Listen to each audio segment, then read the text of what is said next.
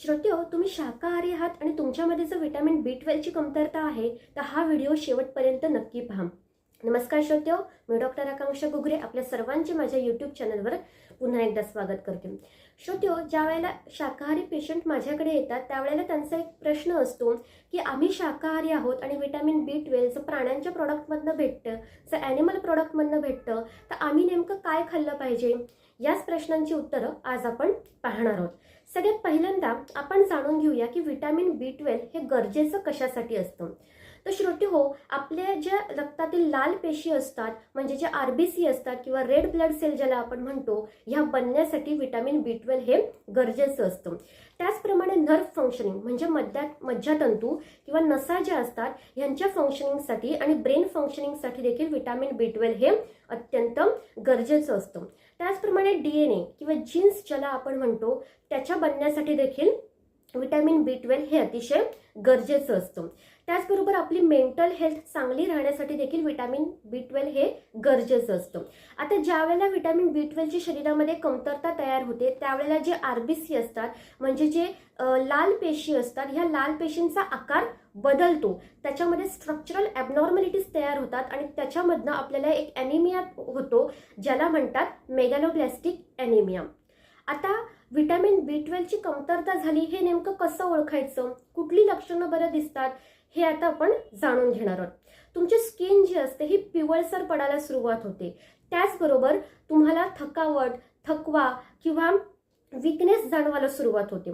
त्याचबरोबर जसं मी म्हटलं की नर्व फंक्शनिंगसाठी म्हणजे तुमच्या मज्जातंतूंच्या आरोग्यासाठी व्हिटॅमिन B12 हे गरजेचं असतं.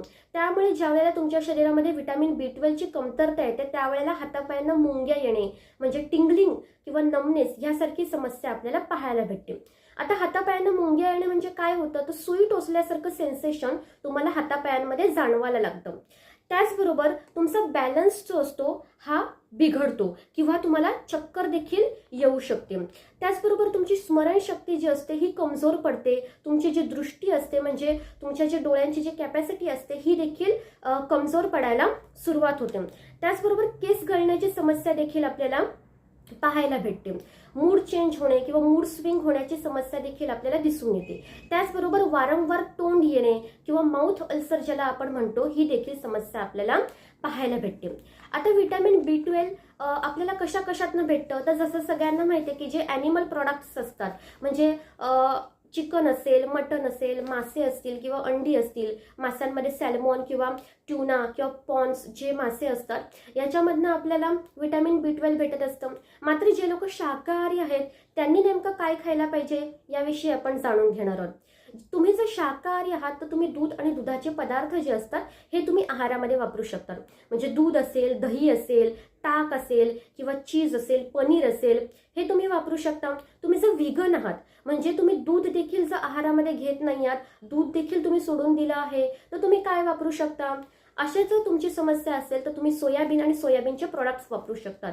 म्हणजे सोयाबीनच्या ज्या बिया असतात त्या तुम्ही वापरू शकतात, सोया मिल्क वापरू शकता किंवा टोफू देखील वापरू शकता. तुम्ही जर मशरूम खात असाल तर तुम्ही मशरूमचा देखील आहारामध्ये समावेश करू शकता. त्याचबरोबर भाज्यांमध्ये पालक आणि ब्रोकोली ह्या ज्या भाज्या आहेत ह्या तुम्ही खाऊ शकतात. फळांमध्ये केळं जे असतं हे तुम्ही वापरू शकता. त्याचबरोबर मोड आलेली कडधान्य जी असतात ही देखील तुम्ही वापरू शकता.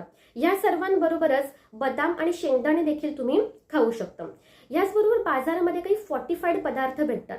आता फॉर्टिफाईड पदार्थ म्हणजे काय, तर आपण मीठ खातो बघा, त्या मिठामध्ये बाहेरनं आयोडीन हे ऍड केलं जातं म्हणजे ते मीठ आयोडीनने फॉर्टिफाईड केलं जातं आणि ते मीठ आपल्याला उपलब्ध केलं जातं जेणेकरून आपल्याला आयोडीन भेटलं पाहिजे. त्याचप्रमाणे व्हिटॅमिन B12 बाहेरनं आर्टिफिशियली ऍड करून काही पदार्थांमध्ये ते ऍड केलं जातं आणि ते बाजारामध्ये विकलं जातं. त्याच्यामध्ये मग वेगवेगळ्या प्रकारचे ज्युसेस असतील म्हणजे फ्रुट्स ज्यूसचे असतात किंवा जे ओट्स असतात ह्याच्यामध्ये देखील फॉर्टिफाईड पद्धतीने व्हिटॅमिन B12 हे ऍड केलं जातं. असे पदार्थ देखील तुम्ही वापरू शकता.